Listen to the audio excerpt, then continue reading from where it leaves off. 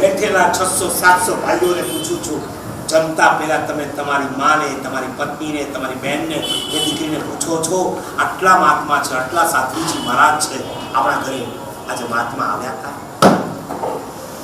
તમને કહું, મહાત્મા આવે કે ન આવે, તમે આટલું પૂછો, તમને કેટલું પુણ્ય મળે ખબર છે? મહાત્મા આવે અને તમે ઓરાવો એટલું પુણ્ય તમારે આ પ્રશ્નથી તમને મળે છે. મહારાજ પૂછે છે કેમ આજે આવું બોલો છો? આવું બોલી ને હવે બાપ સારું સારું સંભાળી લેશું. 3 દિવસ મહાત્મા નથી ગયા. ચોથા દિવસે ઝઘડું પૂછે છે મહારાજ, મહાત્માને કેમ નથી મોકલતા? મહારાજ કહે છે તું આવા ધંધા કરીને બેઠો છે, શું કરું હવે? આપ નાની હતા, છોરે આગળની વાતો તો ઘણી છે, તમને આગળમાં ઇન્ટરેસ્ટ છે, પાછળમાં ઇન્ટરેસ્ટ નથી જ આવવાનો, એ પણ મને ખબર છે. છતાં તમને નોલેજ માટે કહી દઉં કે એક દિવસ અચાનક ઠંડીનો દિવસ હતો અને એક ભાઈ ત્યાં તાપણો તપતો હતો. એમાંથી એક તાપણું ઉડી ઓલી મીણની ઈંટ ઉપર પડી અને મીણ પીગળવા માંડ્યું. જેવું પીગળ્યું બધું જ, અને અંદરથી એક ચકચકતી વસ્તુ બહાર આવી અને પેઠળને ખબર પડી, નજીક ઝઘડુને ખબર પડી, નજીક જઈને જોયું તો સોનાની ઈંટ. સમજી ગયો આ બધી જ ઈંટો શેની હશે? સોનાની. પાછો ઘરે નહીં, કોની પાસે? ગુરુની પાસે. ભાઈ આવી કોઈ રસ્તામાં ઈંટ મળે તો મારી પાસે નહીં આવતા પાછા. ગુરુની પાસે જઈને પૂછે છે મહારાજ આવું થયું છે. અને મહારાજે ઉપયોગ મૂકીને કીધું ઝઘડું બધી ઈંટોને હવે અંદર. કારણ મારા જ્ઞાનમાં મને દેખાય છે આખા ગુજરાતમાં 3 વર્ષ માટે 1442, 43 અને 44ની સાલમાં જબરજસ્ત દુકાળ પડવાનું છે. અને દુકાળની અંદર આ ઈંટ તને કામ લાગવાની છે. પત્નીને સમજાવી દો, એને સવારે સમજાવી દઈશ. સવારે સમજાવી બધી જ ઈંટો ભોયરામાં મુકાણી. આમાંથી એક પણ ઈંટ તારા માટે ક્યારેય નથી વાપરવાની.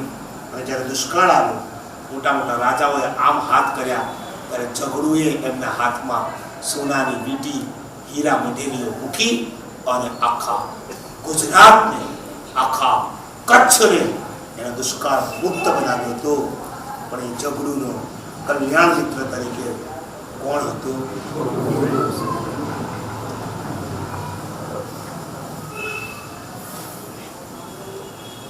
તમારા મિત્રની ક્યારે ઈર્ષ્યા. નંબર 2, અવસર આવે ત્યારે તમારા મિત્રના તમે સહાયક બની જાઓ. ચક્ર તો હંમેશા ફરતું રહેવાનું છે.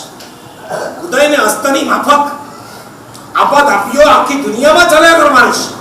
તમને જે દિવસે ખબર પડે તમારો મિત્ર મુશ્કેલીમાં મુકાયો છે, તે દિવસે એને ખબર ન પડે એ રીતના તમારા તરફથી એના ઘરની અંદર એની રકમ પહોંચી જવી જોઈએ, જેનાથી એને ક્યારેક તમારી સામે હાથ લાંબો કરવાનો સમય. કર્યું છે. મને એવા દૃષ્ટાંતો મળ્યા છે. પોતાના મિત્ર પાલિતાણાની અંદર ચડાવો બોલ્યો હોય 2.5 લાખ રૂપિયા ભાવમાં આવીને, અને પછી 2.5 વર્ષ સુધી ભરપાઈ કરી શક્યો હોય. આનંદજી કલ્યાણજી પેઢીના ચોપડાની અંદર બોલાતું હોય 2.5 લાખ રૂપિયા. અને જૈન સંઘ એટલે તો બોરી બામણીનું ખેતર છે ને. તમે કોકને રૂપિયા આપ્યા હોય 2.5 લાખ રૂપિયા વગર વ્યાજે આપ્યા છે. 1%, 2%, અને મંદી ચાલતી હોય ત્યારે તમે બચારાની ભલમનસાઈના લાભ ઉઠાવીને મેં સાંભળ્યું છે 3% પણ રૂપિયા આપનારા આ દુનિયામાં બેઠા હોય છે. આવામાં મારે કેવું છે, તમે વ્યાજે રૂપિયા આપો છો, વ્યાજ ચૂસો છો, લોહી ચૂસો એવી રીતના, અને તમને ખબર પડે કે તમારા મિત્રના પૈસા ધર્મસ્થાનની અંદર 2.5 વર્ષથી ચૂકવાયા નથી. વ્યાજ તો કોઈ પેઢી કે સંઘવાળા માંગે છે.